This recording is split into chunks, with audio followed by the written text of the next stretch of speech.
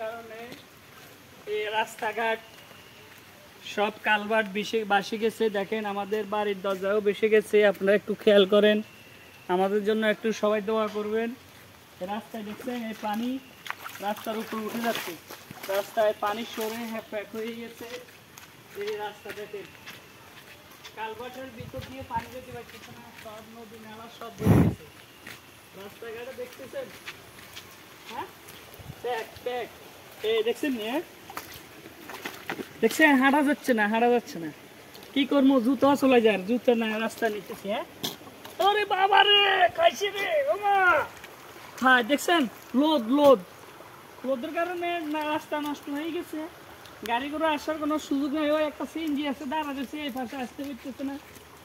এই দেখেন পরিবেশ, ড্রাইভার খারাপ সময় বৃষ্টি দেখছেন, রেল লাইনের রাস্তা বেড়ে গেছে দেখছেন। এই দেখেন, হ্যাঁ মানুষের উপকার করার দরকার।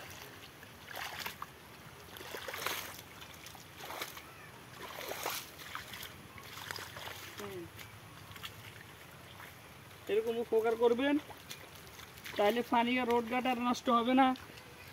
এই জুতে নিয়ে বাসায় যাচ্ছি, এখন স্টেশন যাবো না ভাই, মেঘ আইতেছে।